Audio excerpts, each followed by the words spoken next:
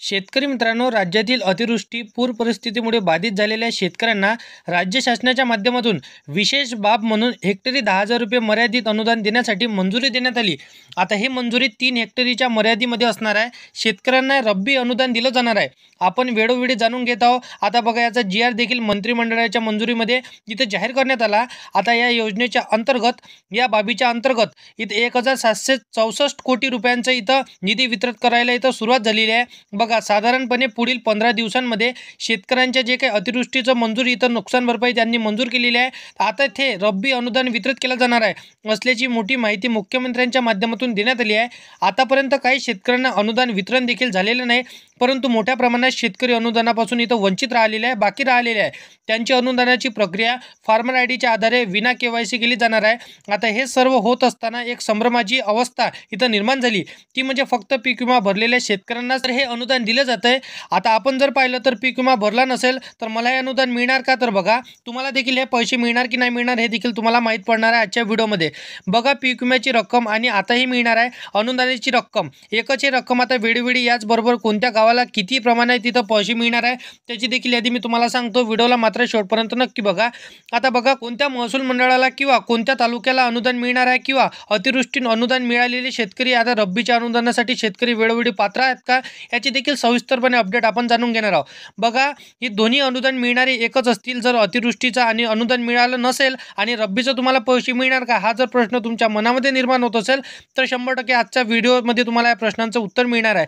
बघा, तुम्हाला अतिवृष्टीचे पैसे मिळाले असेल तर रब्बी अनुदान देखील तुमच्या खात्यामध्ये जमा होणार अशी माहिती स्वतः सरकारच्या माध्यमातून सांगण्यात आलेली आहे. आता बघा, याच पद्धतीने आता सरकारने जे काही ट्रिगर असणार आहे त्याला हे मंजुरी देण्याचं आता त्यांनी सांगितलेलं आहे. बघा, मंत्रिमंडळाच्या बैठकीमध्ये हा निर्णय पार पडला. आता या निर्णयामध्ये सर्व शेतकऱ्यांसाठी आनंदाची बातमीचा निर्णय त्यांनी घेतलेला आहे.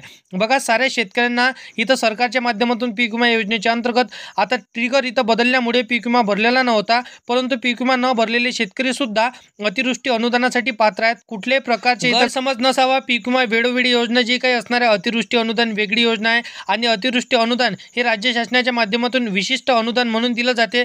जास्तीत जास्त म्हणजे 8,500 रुपये, 8,500 रुपये हेक्टरी अनुदान इथं नुकसान भरपाई झालेल्या शेतकऱ्यांच्या खात्यामध्ये हे पैसे दिले जातं. याच्यामध्ये जास्तीत जास्त 3 हेक्टरी मर्यादेपर्यंत अनुदान इथं मंजुरी देण्यात आली. म्हणजे 3 हेक्टरच्या आतील म्हणजे हेक्टरीप्रमाणे तुम्हाला 8,500 रुपये त्यांनी सांगितलेलं होतं. आणि त्याच्या व्यतिरिक्त आता बघा, 34 जिल्ह्यातील काही कमी जास्त इथं झालेलं आहे आणि त्या शेतकऱ्यांना कमीत कमी देखील पैसे देखील त्यांच्या खात्यामध्ये मिळाले.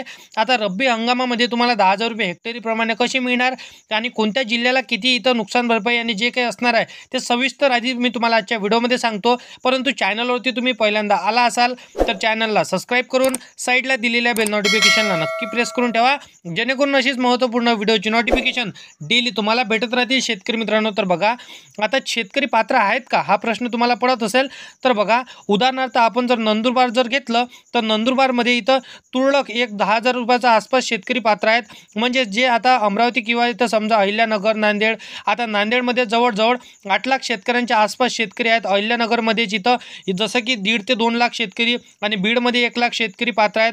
आता ज्या जिल्ह्यांमध्ये जसे शेतकरी पात्र करण्यात आले त्याचप्रमाणे शेतकऱ्यांना हे अनुदान दिलं जातं आणि हे पीक विमा भरला असेल किंवा नसेल सुद्धा अतिवृष्टी अनुदान मिळतं. आणि किंवा पीक विमा भरला असेल आणि नसेल देखील तुमच्या खात्यामध्ये पीक विमा मंजूर करण्यात आला.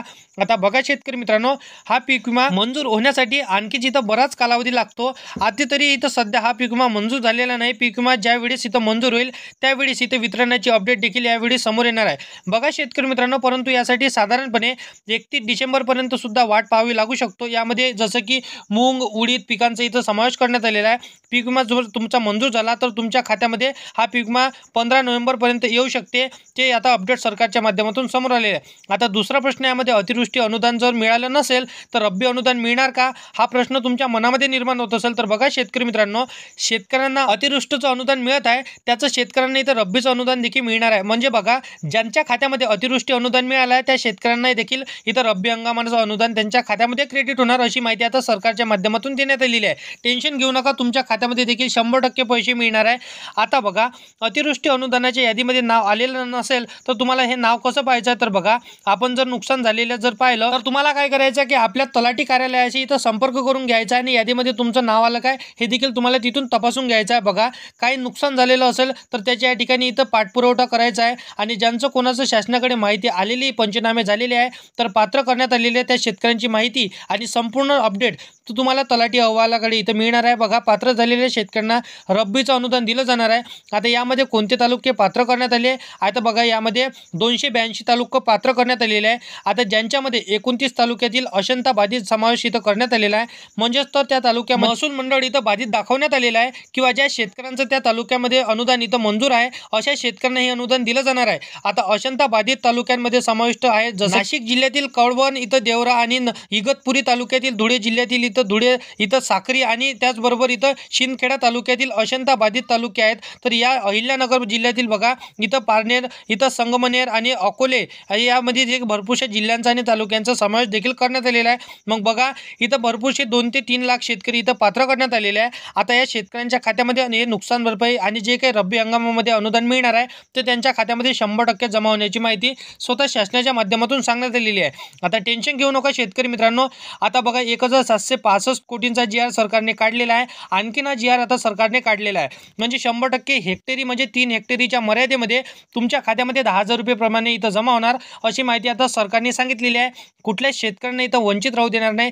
तुम्ही EKYC केली असेल, तुमच्याकडे फार्मर ID असेल नसेल, तर सर्व बाबी आता यंदाच्या जे काही रब्बी खरीप हंगाम होतं तर यामध्ये लागू करण्यात आलेले नाही. कारण की बघा, अतिशय पूर परिस्थिती इथं निर्माण झाली आणि अतिवृष्टी मोठ्या प्रमाणात झाली. शेतकऱ्यांना इथं टाइम सुद्धा भेटला नाही. तर या कारणास्तव आता या शेतकऱ्यांना इथं कोणतीच अट आणि शरत न ठेवता तुमच्या खात्यामध्ये सरसकट पैसे जमा होण्याची माहिती सरकारने सांगितलेली आहे.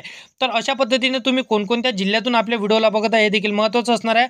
कारण की बघा, नोव्हेंबरपर्यंत म्हणजे आता नोव्हेंबरच्या 15 तारखेपर्यंत तुमच्या खात्यामध्ये पैसे जमा होण्याची माहिती सरकारने सांगितलेली आहे. तोपर्यंत तुम्हाला वाट बघायचं आहे. परंतु सर्व शेतकऱ्यांकडे फार्मर ID असणे अत्यंत आवश्यक असणार आहे.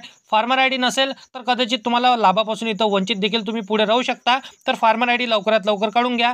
बाकी अशा पद्धतीची माहिती सरकारने सांगितलेली आहे. तर व्हिडिओ आवडला असेल तर व्हिडिओला लाईक करायचा आहे. तुमच्या मित्रमैत्रिणींना व्हिडिओ नक्की शेअर करायचा आहे. आणि असेच कामाचे व्हिडिओ जर का डेली पाहायचे असेल तर या चॅनलला सबस्क्राईब करून साईडला दिलेल्या बेल नोटिफिकेशनला नक्की प्रेस करून ठेवा, जेणेकरून अशीच महत्त्वपूर्ण व्हिडिओची नोटिफिकेशन डेली तुम्हाला भेटत राहतील शेतकरी मित्रांनो. तर मित्रांनो, चला येऊया नेक्स्ट व्हिडिओमध्ये.